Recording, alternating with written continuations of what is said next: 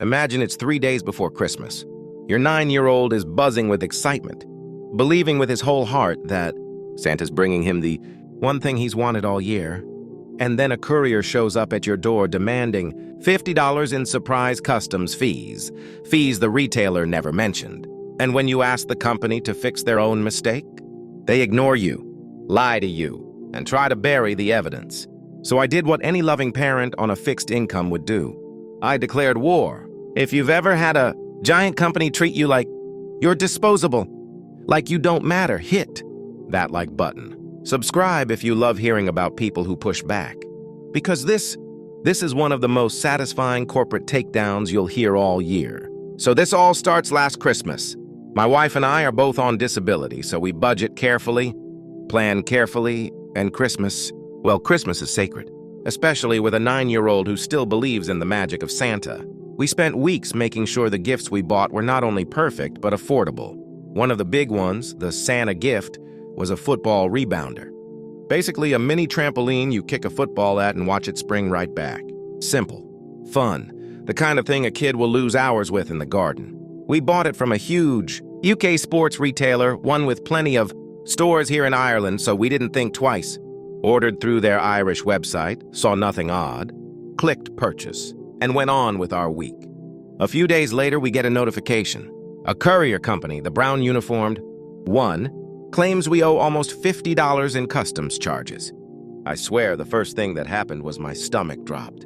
Because when you're on a fixed income, $50 might as well be $500. And at Christmas, that's grocery money. That's medication money. That's the difference between managing and panicking. But we weren't stupid. We'd ordered everything weeks in advance. Everything had been delivered. So naturally, we assumed it was a scam. But then again, you can't be too careful. So my wife calls the company, and that's when we discover the nightmare. They shipped our Irish website purchase from the UK, not from a local warehouse, not from anywhere that makes sense, meaning it was subject to customs, and they never told us. I remember sitting there, staring at the wall, jaw tight, thinking, you've got to be kidding me. They did this right before Christmas? But the rebounder was for our son from Santa, so I told my wife to pay it. We'd sort the rest out later, and that is when my personal hell began. Day 1. 3 calls, 20 minutes on hold each time. But I'm patient. I've worked in call centers. I know those reps get screamed at for things they have zero control over. So I'm polite, friendly even. But every time I ask for a manager, every time I'm promised a call back. And every time, nothing. Day 2. Same thing. Longer holds, more promises, still no management. By day 3, patience was no longer on the menu. I call again. My head is pounding. I'm running out of time before Christmas. And I've reached that point where the frustration sits heavy in your chest, like a physical weight.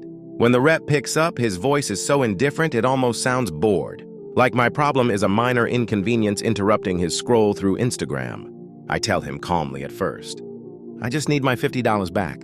You didn't tell me about these fees. Under Irish consumer law, that's illegal. He pauses, doesn't apologize, doesn't empathize.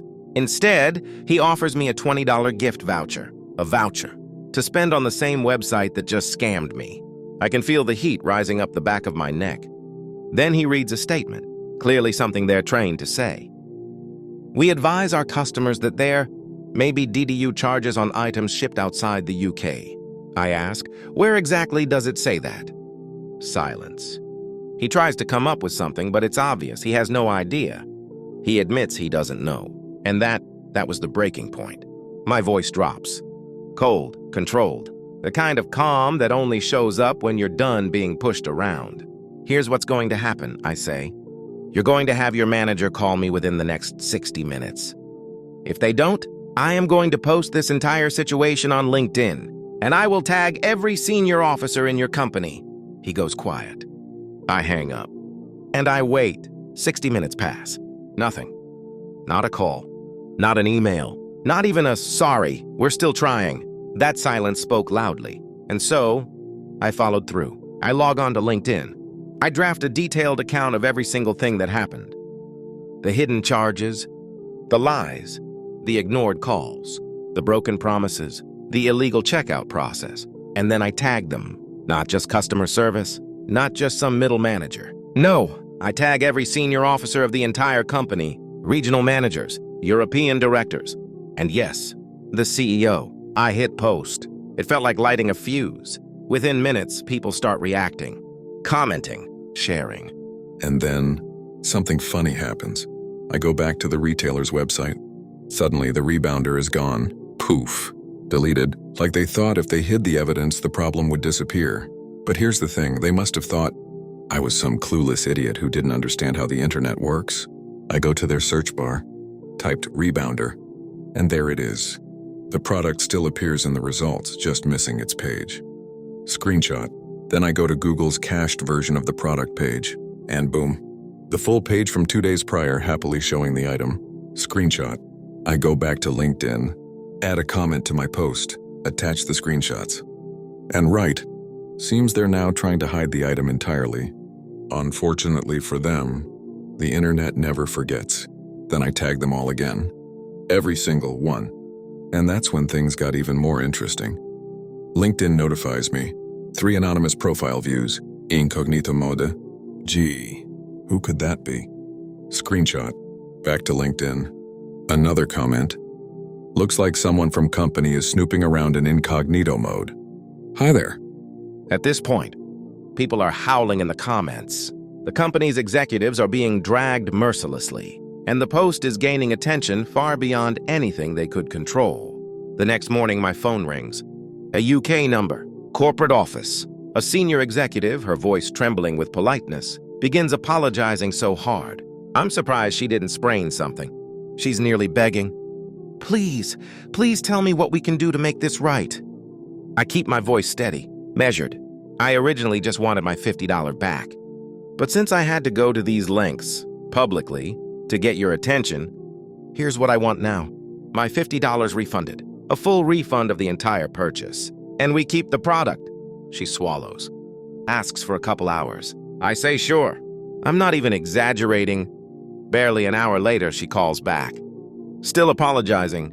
Still groveling. She sends the $50 via PayPal, refunds the entire purchase, and tells us to keep the rebounder.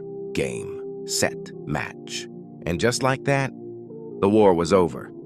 I hang up the phone and stare at it for a moment.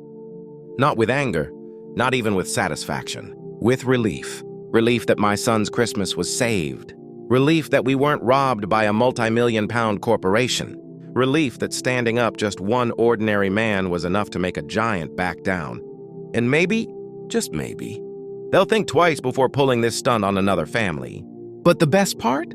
They learned very publicly that you cannot scam people and hide behind your logo. Not when the world is watching, not when the internet keeps receipts. The moral? You don't need power to demand fairness. You don't need money to demand justice.